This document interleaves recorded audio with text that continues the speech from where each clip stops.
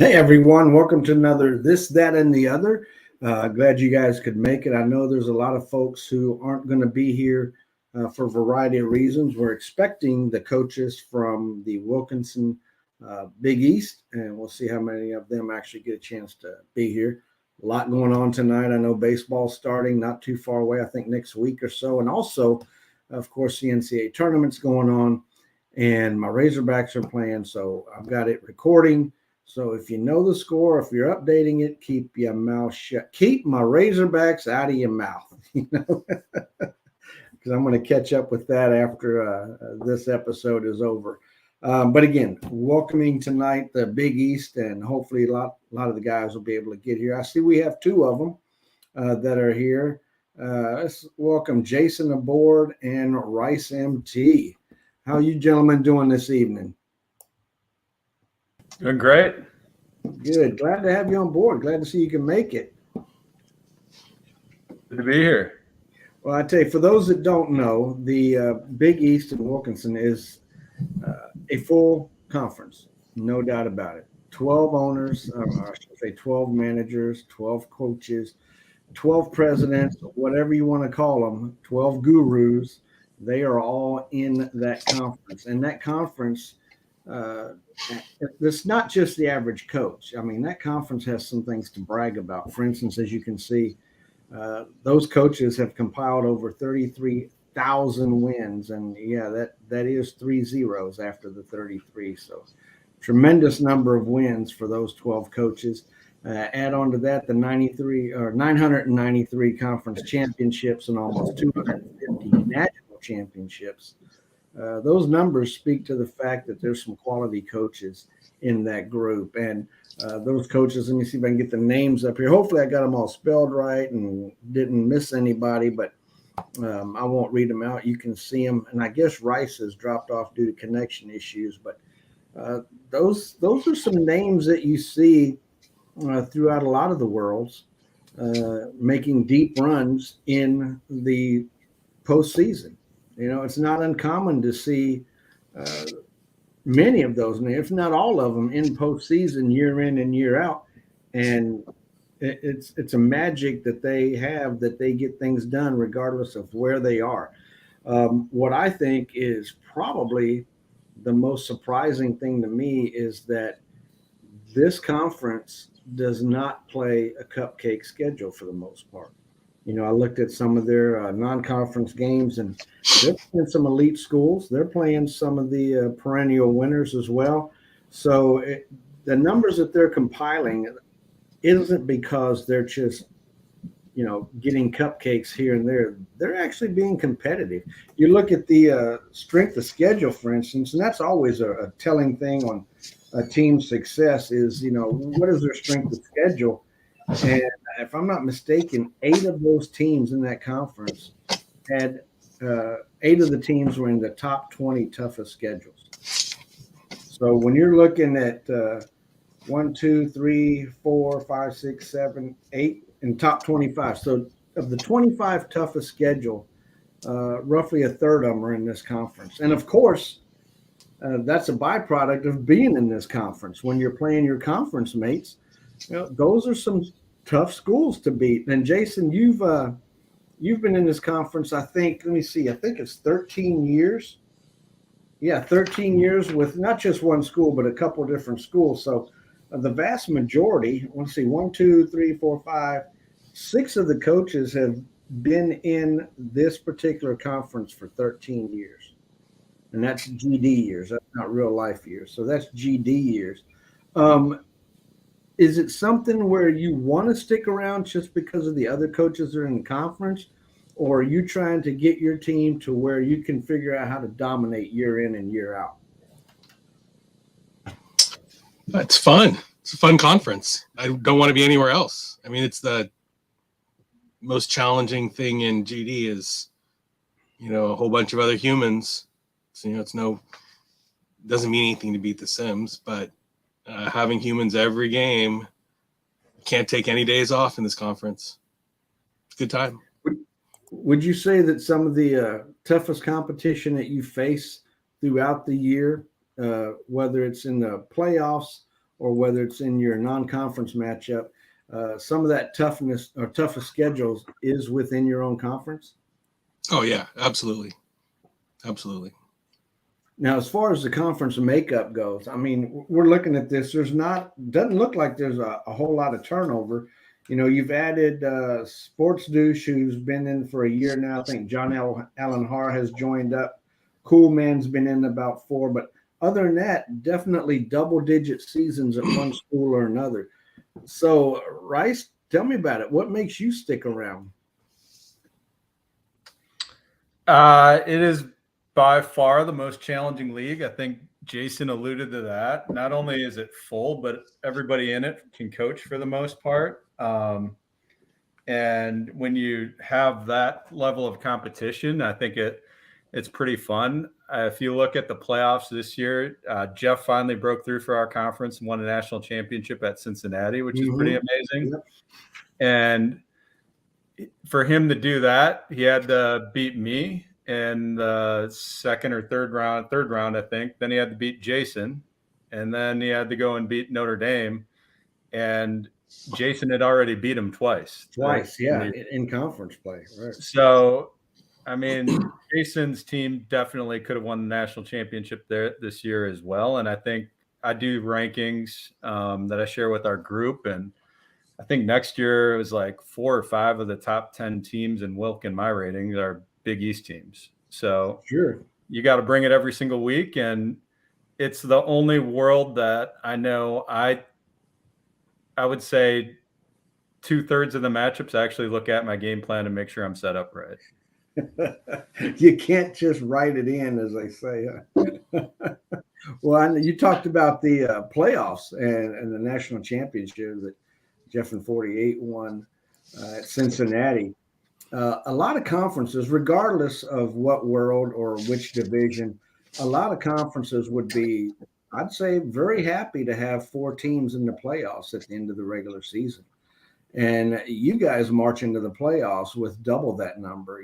8 teams from the Big East made it to the playoffs this year.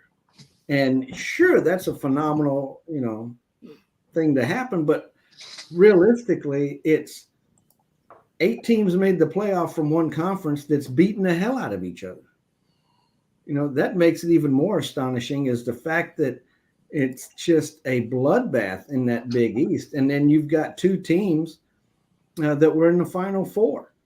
And a couple of the teams knocked each other out of the playoffs. So it's not like an outsider had a whole lot to do with minimizing the Big East representation in the Final Four. It was just Big East knocking Big East out. So, hats off to every one of you. I mean, it is just, I know we talked about this somewhat in the past on the previous episode, but it's just amazing that the quality of coaches that are in this conference continue to maintain that level of success, not necessarily in conference, because again, we're talking about beating up on each other, but when you turn to the outside of the conference and you're taking on those non-conference teams or those postseason teams, these coaches in this conference continue to have that success.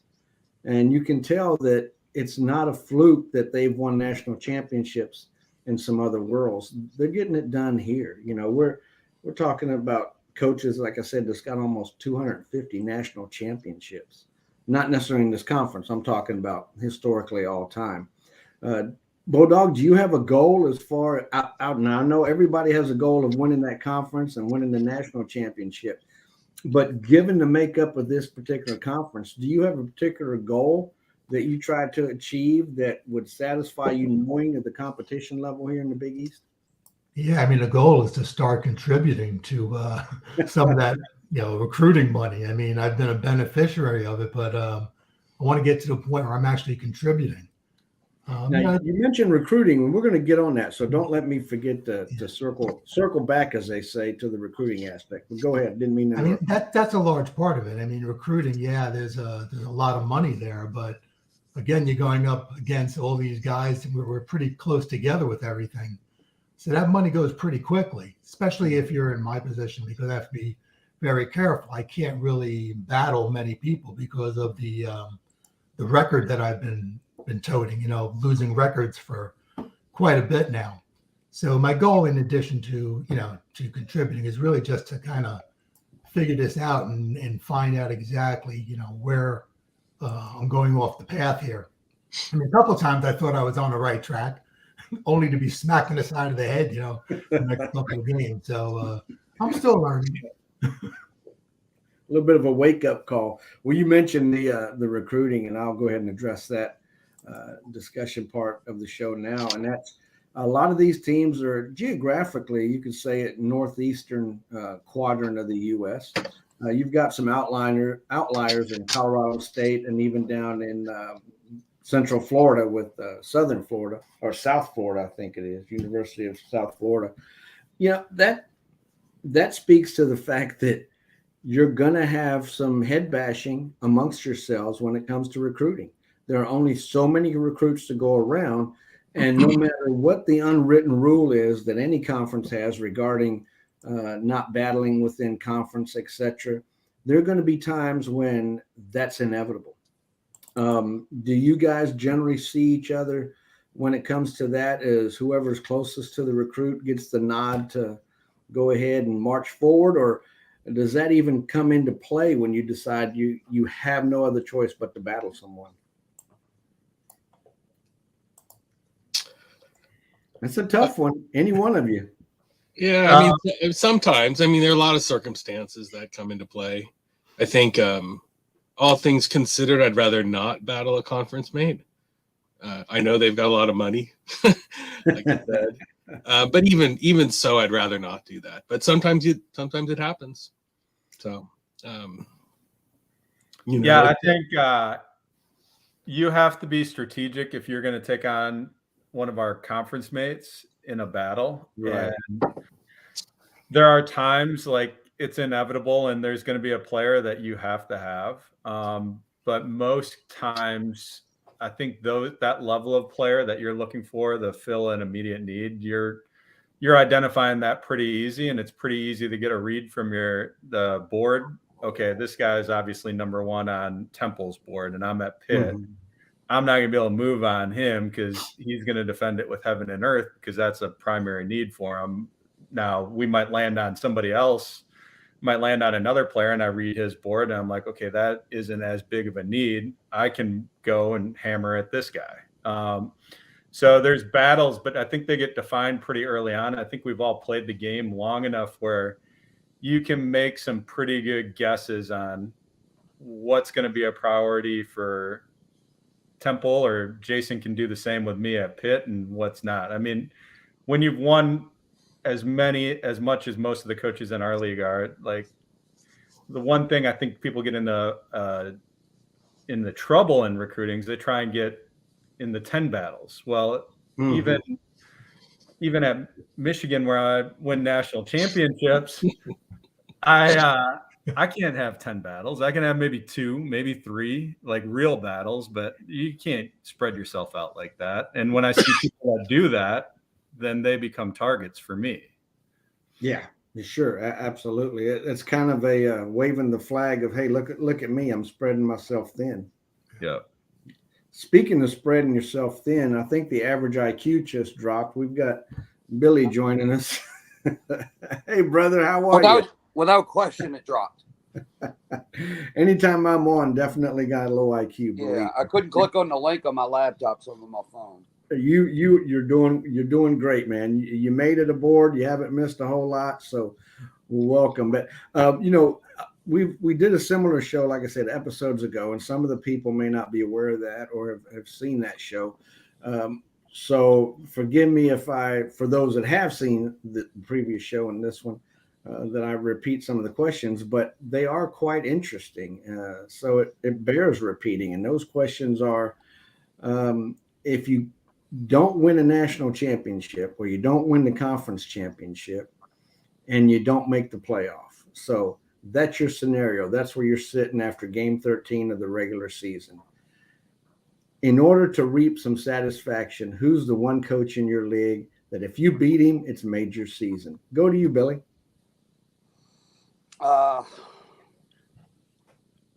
I don't know. There's three coaches that I have problems that I just can't seem to beat, and it's Sean, it's Rice, and it's Jason.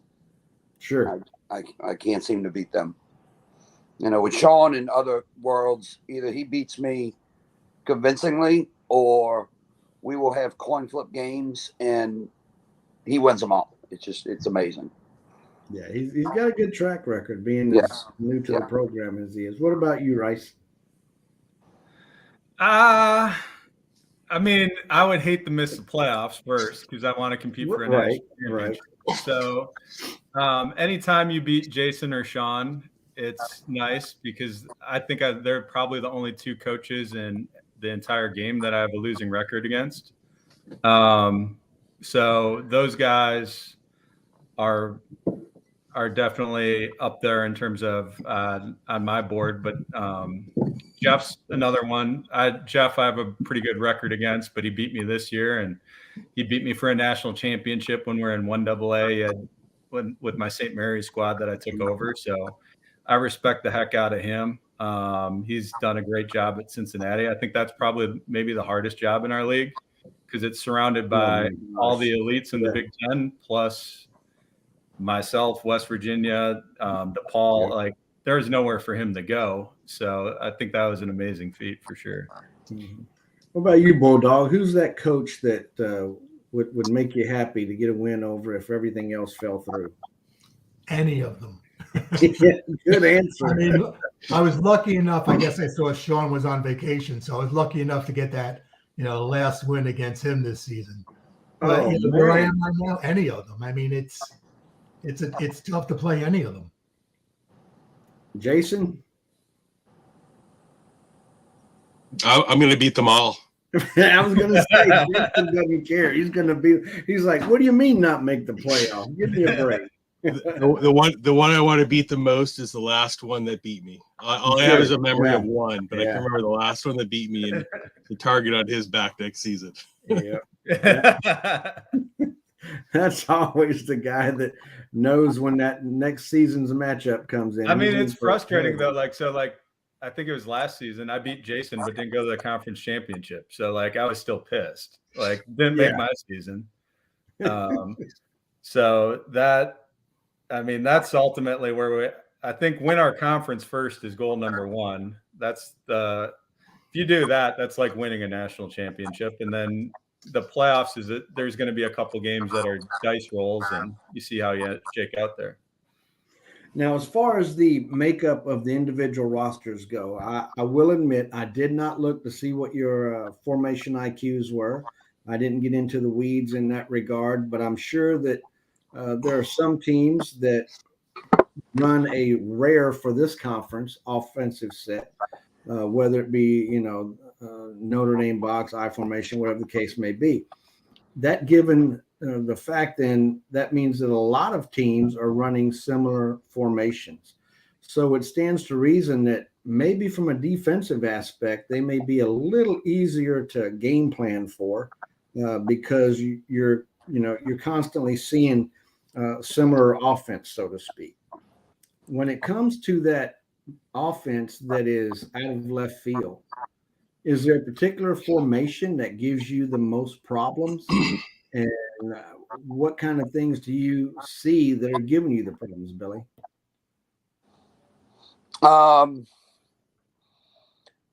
Just through other worlds and I forget which coaches run it here.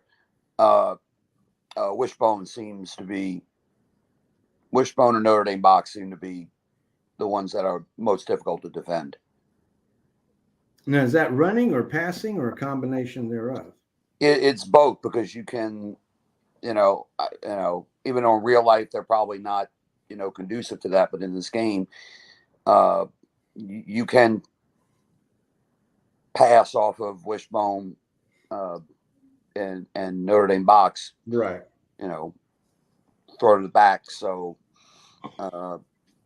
it's kind of a, do you commit to the run or do you commit to the pass or kind of try and play it in the middle somewhere? And, they're really difficult to defend. where, and I know Rice runs trips, and you can run off of that Right. as well. But, I don't think a shotgun team would win in this conference.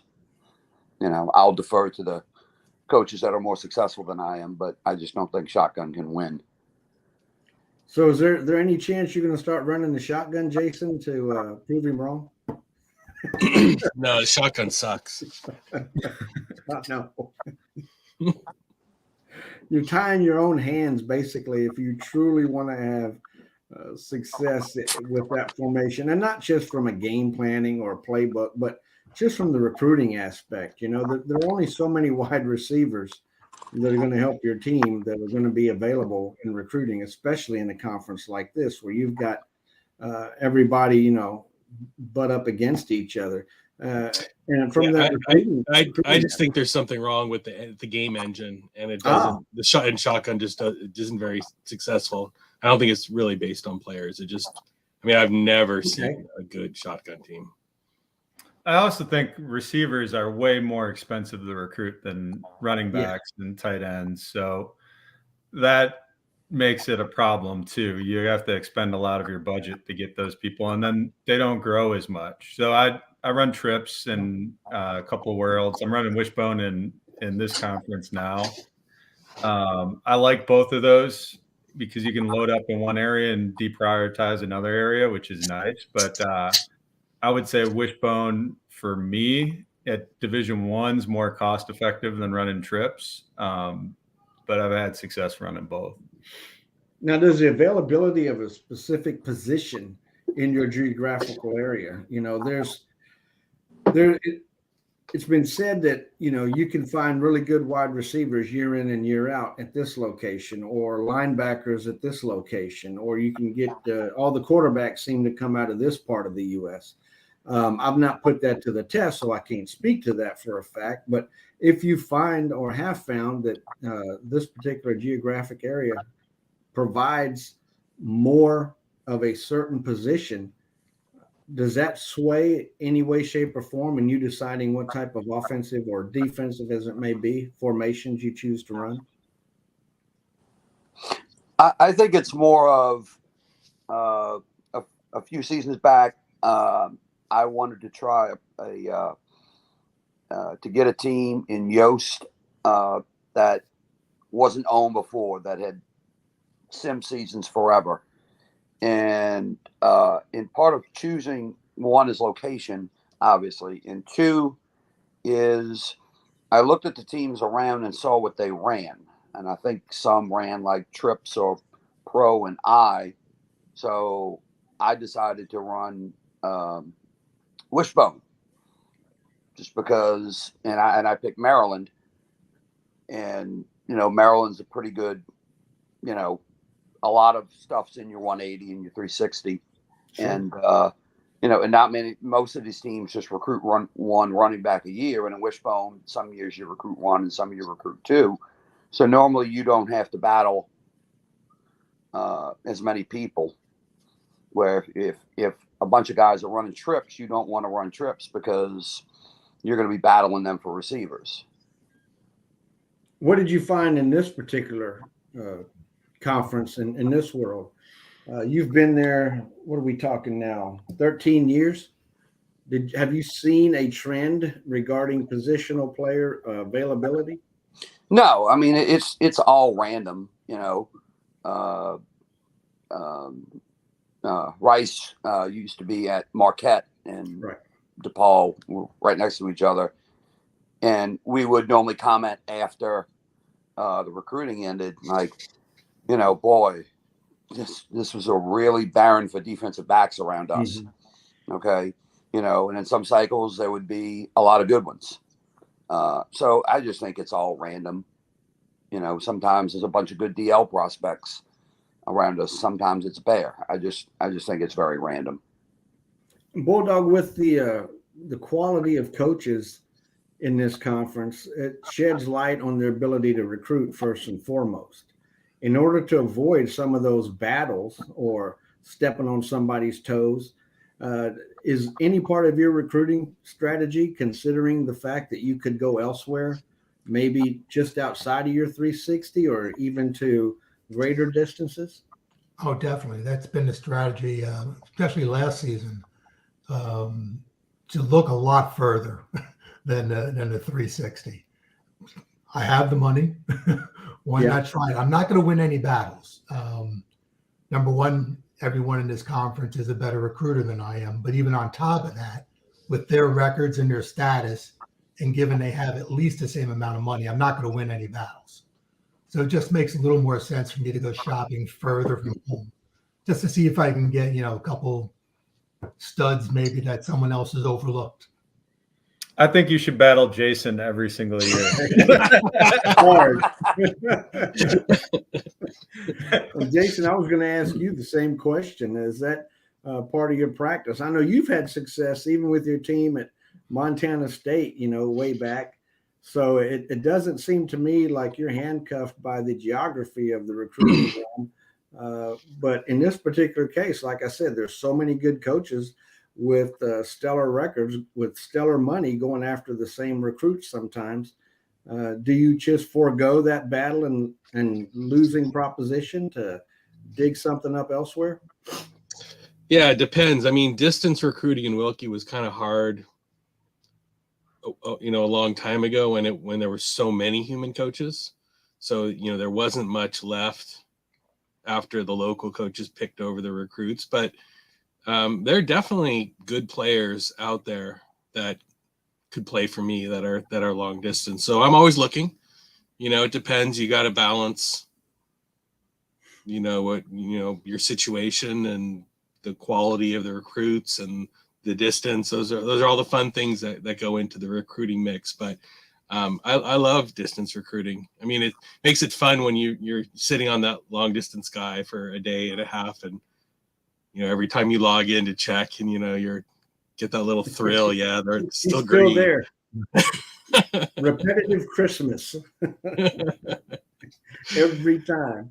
Well, having a guy sitting out there like that, at quite a distance from you, it stands to reason that there may be a coach close to that guy that for no other reason than to take a recruit from Jason, dump some money on him and enter into a battle. If that has happened in the past, I'm not saying it has, but if it has, is there any type of history that this conference has against another conference in regards to slapping them, making them sit down and leave recruits that are close to them alone? Without giving away too much. I know, internal information. I know someone in this room that does that. If someone were to jump on one of my recruits at distance, I'm going to make them feel me before I give it up. Sure. So it's kind of my philosophy. And if they let me hang around, I'll take them at the end. So I don't know. It's give and take, and you got to always be managing your budget, and you got to see where you're at and where you're at in other battles and all of that. So I don't think with our playoff money, it's as easy as okay, Rutgers is overextending in Oklahoma. I'm just going to go grab that player from Rutgers. They got to make some considerations too on where you're at in your class. And if I'm in position now, you can't do it all the time. There's sometimes you just got to walk away from a guy. And it's a hard lesson to learn sometimes. Yeah. Now, do you guys have a rivalry set up from playing another conference? Like, do you guys, historically try to schedule non-conference games with a particular conference, or is everybody in every other conference pretty much said, we don't want to tangle with these guys? We've tried. It hasn't come to fruition yet. I think everybody would like to have some easy non-conference games scheduled for us. It's hard to find games sometimes. I know I play Penn State every year. Jason started that before he left, and then I continued it. And we've had a pretty good run between him and I against Penn State. So hope to keep that going again this year. Soupy's a good coach, and he does a really good job. I think I've got some breaks for sure, and I'm sure Jason did when he played them. But that's a good one. And then I think we got to. If you're at the top of our league, you have a little bit of an obligation to play some really good teams out of conference. That's how we get 8 teams into the playoffs. So I know I'm playing Miami this year, play Penn State this year. I'll do home and aways versus them. I know other worlds where I've been a non-elite and I'm playing an elite. I'll request a home game for that. I think it's fair in a lot of other worlds, but once you get established, you can play them any place, anywhere, for sure. Well, there's not been a whole lot of turnover in the league as far as every year, getting a new coach or 2 or 3 coaches. Like I said, a lot of you guys have been there double-digit years. So, Bulldog, this is going out to you since you mentioned or referenced the fact that self-deprecatingly that you're at the bottom of the barrel, so to speak, in this conference. Let's say a position does open up at a team in the Big East this coming recruiting cycle or coaching change cycle. Is there a particular coach that is out there that you think would enhance this league? And would you be willing to kind of coerce him into joining? Well, there are a number of them. Seabreak would be one. Sure. Kenzie would be another. Yeah, I mean, there are a lot of them out there.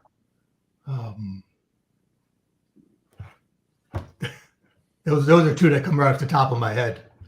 But I don't want either one of them in here. I got enough problems. That was going to be my follow-up is from a truth aspect, how many of those guys do you really, truly want to see All join of them. the conference? None.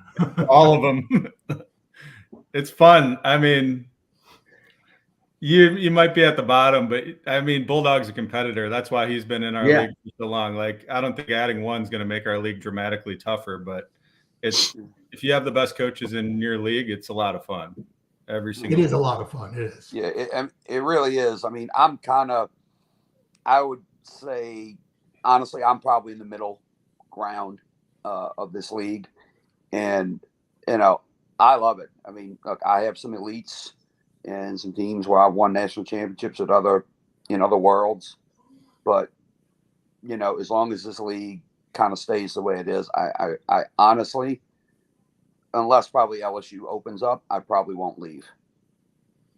Now, the B side of that question is, and you don't have to name a name, just to be politically correct, but is there a coach out there that for whatever reason you feel would be a detriment to the conference if he took over a team? A coach that would come in and either through, his poor attitude or his poor game playing or, the fact that he'd clean house with each and every one of you, which I doubt. Have you followed this league? And that's a loaded question. That's why I said don't name. That's a loaded question. Don't name names. Don't get that started. But I'm sure there's somebody out there that would not necessarily be good for the conference. And I was just wondering if you guys have even discussed that, and if so, what is it about them that make them a person that wouldn't be good for the conference? Now, Bob Hazelwood has chimed in on the chat and said, "Me, I suck at the game." Hey, Bob. Well, we had somebody who was really noisy. Yeah, I mean, he was even still fine. He did a good job recruiting, and like that would be the one thing that I wouldn't want to see, somebody that just tanks recruiting and brings down the quality of the league. Yeah. So people talking smack and doing that's fine, whatever. It all gets settled at the end of the year. You see what your wins and losses are, and you move on. Yeah. Or you challenge that coach in another world to a best of 10. Yep. And have which is going on right now in a different world. Okay. Well, we won't, like I said, we won't mention names, but I know in the past there have been individuals that have, or an individual that has joined a conference just for the sake of inserting some turmoil, whether it's like you mentioned, just signing an all-sim class, degrading the recruiting money, degrading the playoffs, teams in the playoffs, etc. for whatever reason. And I experienced that once where, the guys in the league, which in the conference, were like, what is this guy doing? Why is he even here? And it's disruptive, and you really can't get rid of the guy because you don't have that kind of power. It's not an invitation only type conference. So that was a curious question that I thought would be something to be worth discussing. And as I can tell, there has been thought of that, but we won't mention any names. But kind of just to circle back to recruiting, and it's not with this world per se, but I'm in 1A. I'm always fascinated at people to go after people in Hawaii, and I always like it when I see, even if I'm not involved or I'm not battling these teams, to see. And sometimes I'll recruit if they're high enough. I'll scout them to see what they are. So if they're high or very high, or their core values are enough where it really doesn't matter. I always am fascinated by seeing teams tangle for recruits in Hawaii. Recently in another world, I caught a team doing that, and I went and poached one of his guys because he was spread too thin. Yeah, it can easily happen. And a good recruiter can see that. That information is out there. It's not like it's super secret who you're recruiting when the guy's either yellow or green for you. I mean, it's indicative of where you're putting your money and your preferences. So like Billy said, you can go in there and understand the guy's not going to be able to battle you. And, if you're dealing with a battle opportunity for a team out of the Big East, you've got to be cognizant of the fact that they've got how much money. Well, I'm not going to ask because you probably don't want to mention it, but it's got to be, 6 digits in recruiting money every year for you guys. I mean, with the playoff runs that you have and the conference champions or the national champions that pop up from time to time, these guys in other conferences that want to battle you have got to know that you guys are loaded when it comes to recruiting money.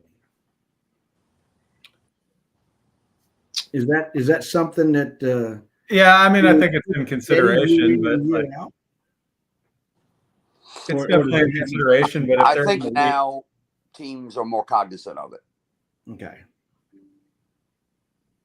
And I didn't hear what you said, Rice. I'm sorry. Yeah, it's situational for other leagues too. If you're an elite, you can get into. They can battle with us, but I would say we have an advantage right now. But if you're battling 2 elites, then things get a little bit hairy. If you're battling 1, you're going to be fine. Because I think we have an advantage. Like Penn State 1-on-1, me versus Penn State, I'm going to win most of those. Because his elite advantage is X%. I have X% more money than him. That's going to be tough sledding for him. Now, if Ohio State hops in the mix too, then it gets a little hairy. So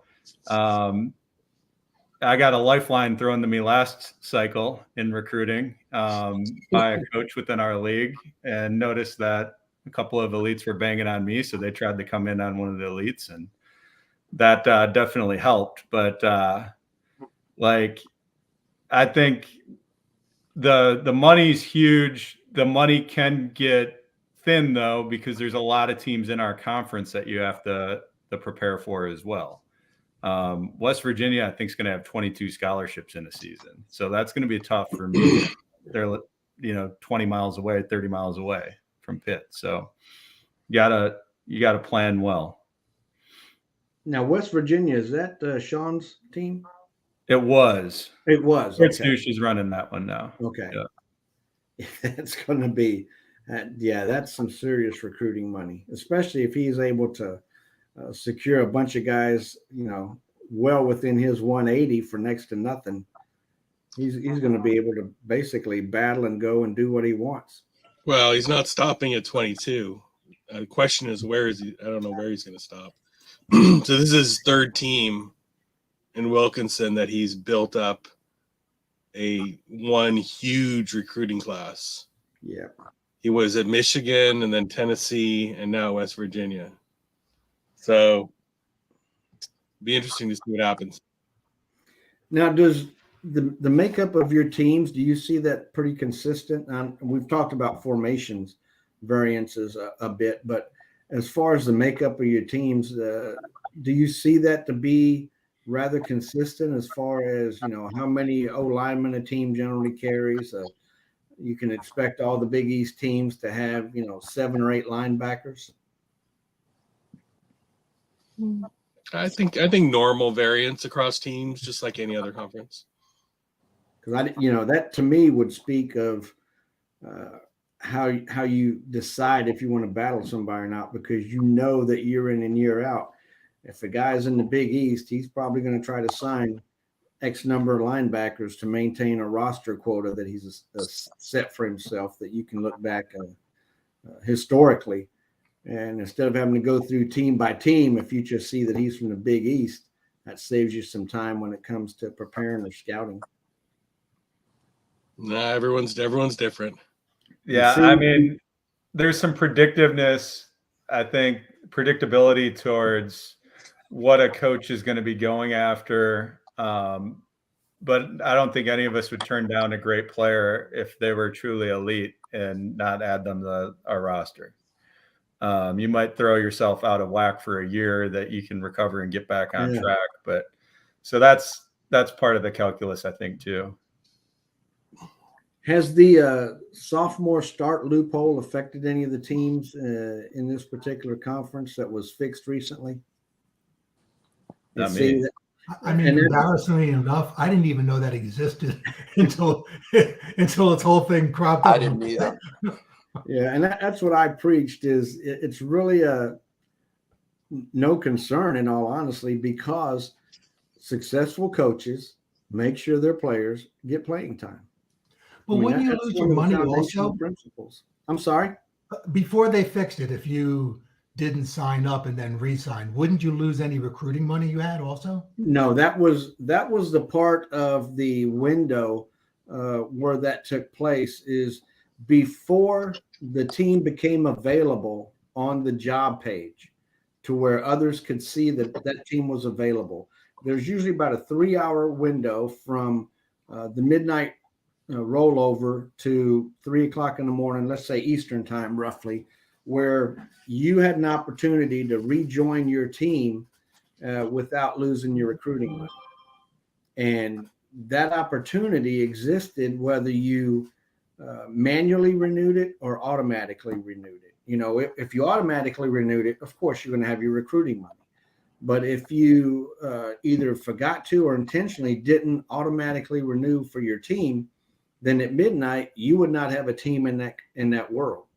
Yeah. But you could go to your own page and see, the jobs page, and see where it said, you have not renewed Syracuse. Do you wish to renew at Syracuse? And if you do, click here and you'll be put back on the team. Yeah. Theoretically, you would think if you did that, you would lose all the coaching promises and all the recruiting money. But that was not the case. The case was that you would lose the coaching promises, but you would retain the recruiting money. So the only difference in the two was whether you did it manually or automatically. And as I mentioned, a good coach, that's not going to be of impact to him as far as having to maintain promises, because he's going to try to get all those players playing time. He's which helps them improve. It's part of the mathematical equation of success. But anyway, they have closed that. So thankfully now, you leave a team, you come back to that team, you're still going to have those promises that you have to adhere to. Now, the glitch that we've discovered in that fix is that if a coach takes over a team that was last coached by a human the season prior, those promises show up when you take over the team. So now you're obligated to maintain the promises of the previous coach. And that's been brought to the customer service group, who have indicated that and they have tweaked the system to reflect that when rollover happens, those promises disappear. Okay. So even though they show up when you take a team, the promises from the previous coach, they'll still be there. But when rollover happens, it disappears, and it's like they never had any promises whatsoever.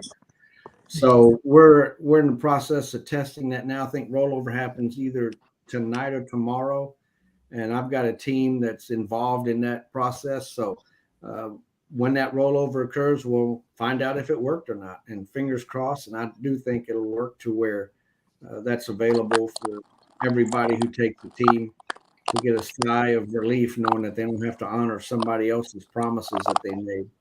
Can you imagine, a coach with an ass and, he has 50 juniors and he promises all of them a sophomore or not. I'm talking about 50 freshmen, and he promises all of them a sophomore start. And now you've taken over that team and you've got to honor that. That would not be good. Would not be good. But anyway, any parting thoughts before we close this up and get back to the NCAA tournament, fellas? Billy, anything you want to share? Nope. Nope. Just keep kicking butt, right? What about you there? Razorbacks are getting Rice. their ass kicked.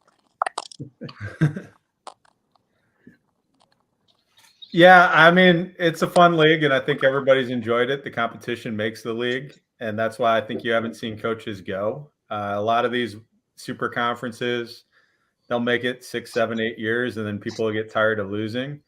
I think everybody in our league believes that they have what it takes to win, and they just got to get themselves right to be able to accomplish it. And it's fun to see a group of guys want to do that and compete. And I know it keeps me on my game and keeps me motivated more so than any other world I play in.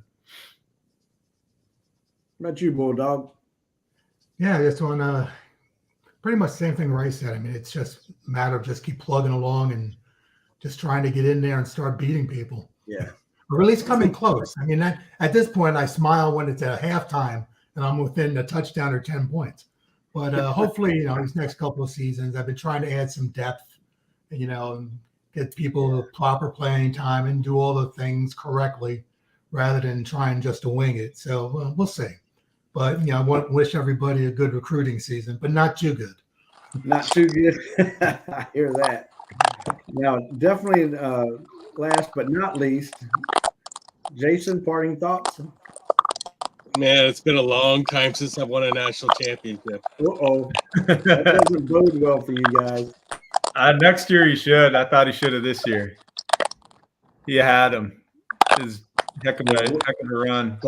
Playoffs are tough. Playoffs are tough. Yeah, absolutely. Yeah, absolutely. And, it's situations like this where some would nod toward the fact that we've gone from a bowl postseason to the playoff at D1A.